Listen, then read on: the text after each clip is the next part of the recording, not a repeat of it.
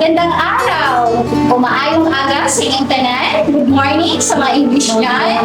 At may bag nga daw sa mga Ilocano. So narito tayo sa panibagong episode ng Balitaktakan Kapihan sa Binangunan. Kasama ang inyong lingkod, I'm Pastora Hazel. Brother Hernan. Temor. At ang ating panahuming pangdangal, Reverend Tony Almini Jr. Good morning, everyone. At ang ating episode ngayon ay pinamagatang What a Journey with Pastor Tony A. We will go together and build topics about counseling and look back Pastor Tony's journey of being pastor counselor over the years. Let's start. Yes. Hi. Hello, Pastor Tony. Blessed Mount First Church. Thank you po. Yes, po sa pagkakaroon ng pagsabi ko sa appreciate natin talaga. You all very much welcome. As you know, isa tayo ng community sa Consular College, isa tayo sa mga talagang patuloy na nagnanais na maglingkod sa Panginoon. Welcome po kayong lahat. Maraming salamat. So, Pastor, are you ready for our question? Yes. So, this is our question number one, Pastor Tiny. Sure. How do you ensure confidentiality in your counseling practice? Confidentiality means that the information you get from your counseling should be kept within yourselves. Ang tawag po dyan, it's a counselor relationship. There is a protocol of keeping information not in secret but in confidentiality such that hindi po ito basta-basta lang pumalat yung mga information lalo na yung mga sensitive. Kung paano po i-keep yan ay dapat meron pong talagang personal na commitment ang counselor, commitment sa sarili niya at commitment sa kanyang counseling na dalawa lang po kayo na makakaalam sa mga information sa iyo. Yun po, it's between you and the counselor. Thank you, Pastor Tani, for that wonderful answer. Grabe yung Pastor, meron next question naman, Pastor. How do you demonstrate naman empathy sa yung counseling? Empathy is basic character or being empathetic is a basic character of a counselor, wherein you will put yourself into the situation of your counseling. Ika nga, suotin natin yung sapatos na kanilang pinalalagyan, yung sitwasyon na kanilang pinalalagyan. Sasabihin ko po sa inyo, mga pastor-counselor, mapaghahalata po pag tayo ay hindi nag-engage sa sitwasyon at mundo na kanilang pinalalagyan. Ito yung mga facial expressions natin, yung mga non-verbal actions natin, mapaghahalata po yan kung hindi tayo makapasok doon. So, how could you be empathetic? Just be yourself and just try to understand the situation of your counseling. If you're not able to understand the situation, try to have clarifying questions. Magtanong, taklaruhin kung parehas ba yung understanding nyo sa konseptong inyong pinag-usapan. Do you have the same understanding of the situation or even the words that you discuss? So, importante po yun. Above all, sa pagiging empathetic ay bawal maging judgmental. Bawal maging judgmental. Dapat hayaan natin siyang mag-open up and mag-build ng trust and confidence sa kanya para lalo pong mag-build ang counseling relationship. I think that will be all for the question. Thank you, Pastor. So, narinig mo, Pastor Ama, bawal ang judgment.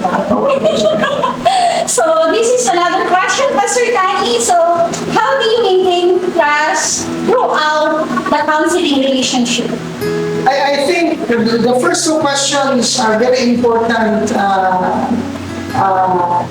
principles in building trust to your counseling and your counseling relationship. Number one would be confidentiality, and number two is your ability to empathize their situation. confidentiality in a sense that our counseling is assured na lahat ng mga sinabi niyang information ay hindi ito maichismis. At kawarning-warningan na rin, pag ito ay kumalat at naikikwento natin, pwede pa nga pwede tayong balikan ang ating mga counseling legally.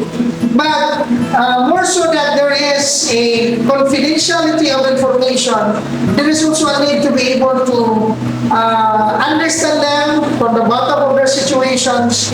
And in that note, if you really have good connection and understanding, yung trust, little by little mag-open up yan, magbibigay yan ng malalim at totoong sitwasyon ng kanyang buhay.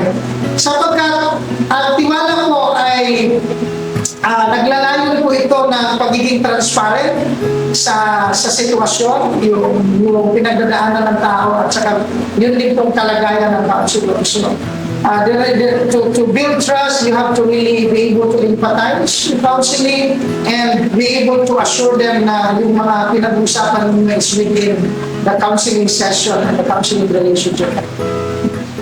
Yun yung mga mahalagang experience. Pasal namin naman nila, di ba, na sabihin na expropriate judgmental. Pero amin natin, Pastor, na sa dami mo nang ngipin na nakaka-counseling, sabi ko for sure, sobrang dami na yan. At may mga tao, iba't iba ang mga values niya, like, di ba? Pero so, Pastor, paano mo na-maintain yung magiging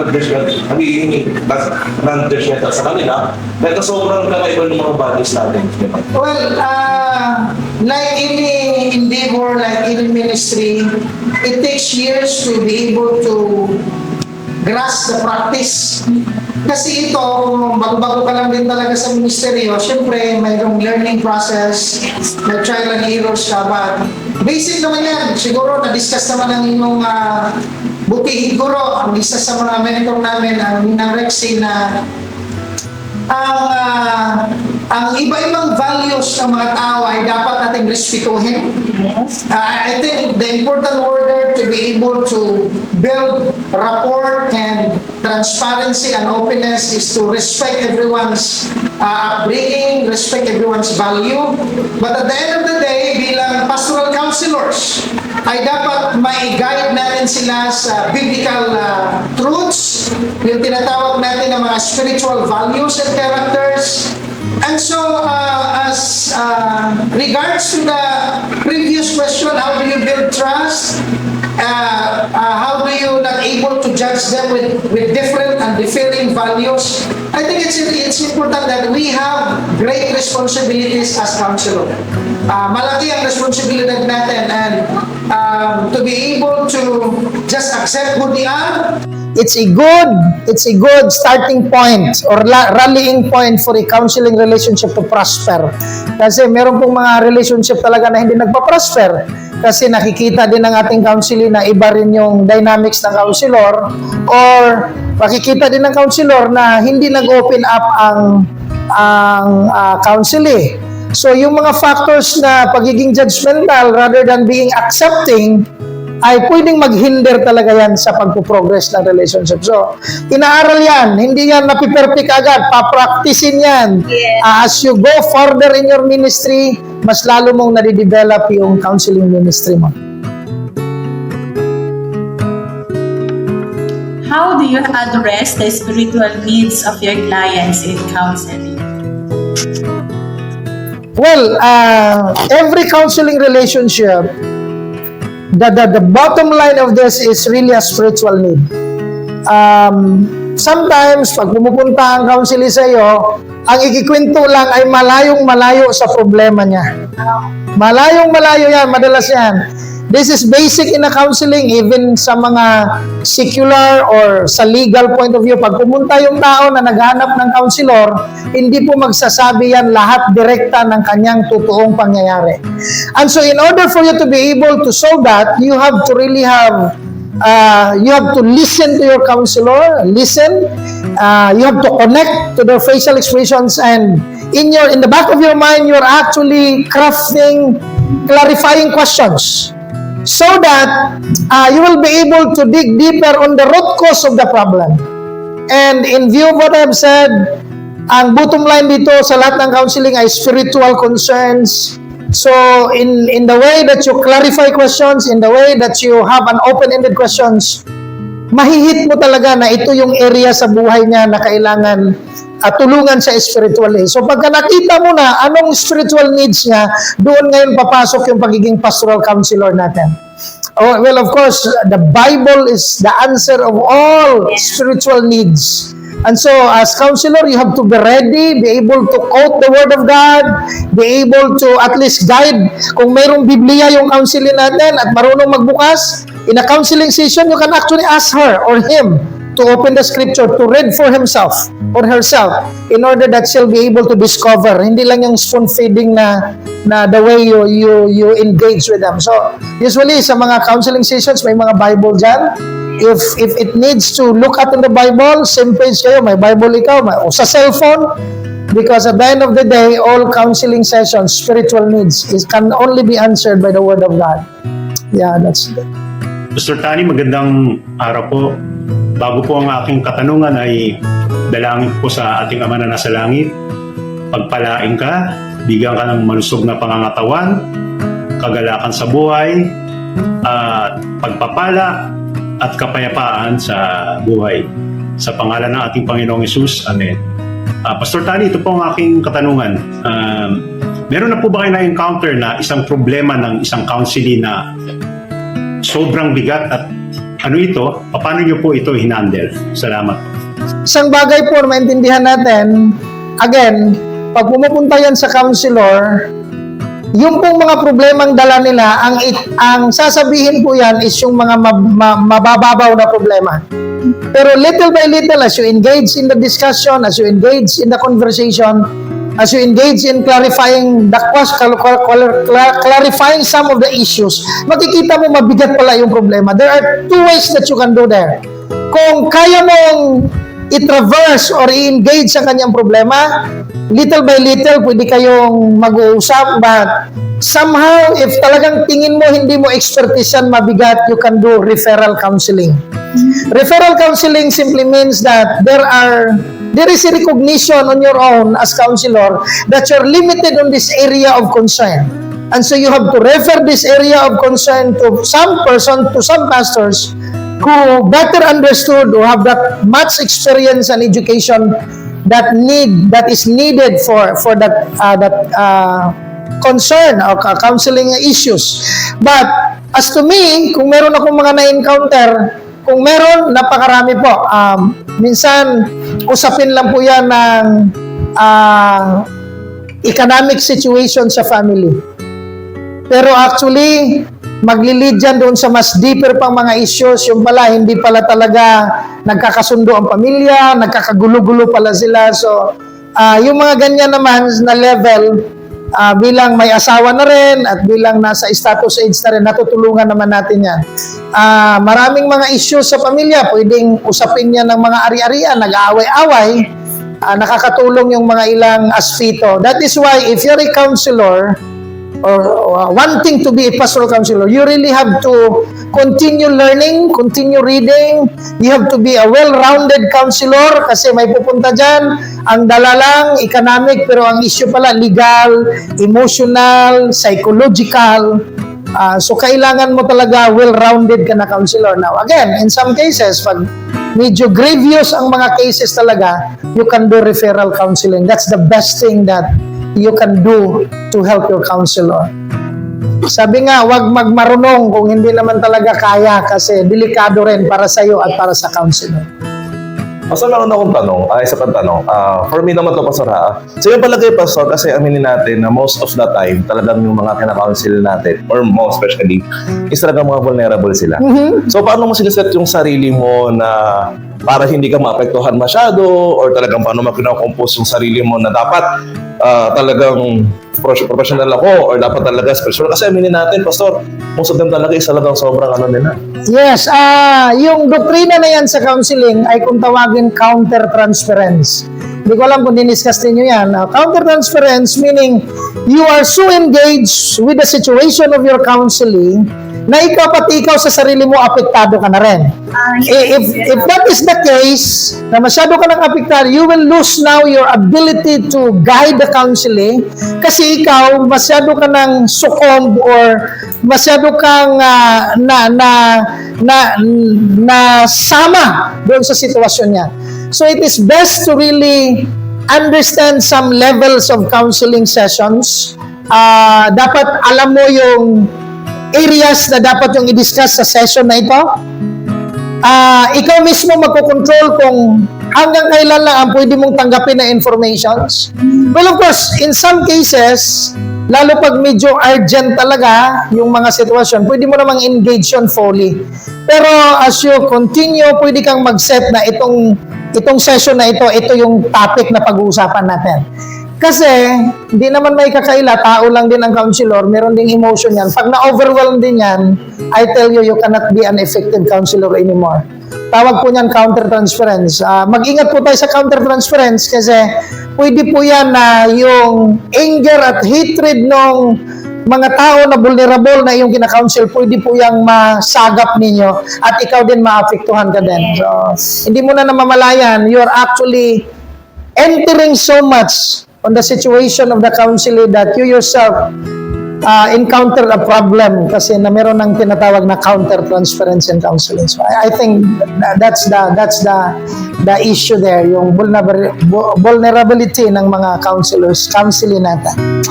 So, Wow. Thank you, Pastor Tani. Do you have another question, Pastor Haha? So, we're so blessed, no? Ang dami nating natutunan this morning kay Pastor Tani. thank you din sa Thank inyo. you, Pastor, for sharing yung mga na-experience mo. How many years ka na po, Pastor? Actually, I pastored this church for 22 years. Wow. Itong church na ito.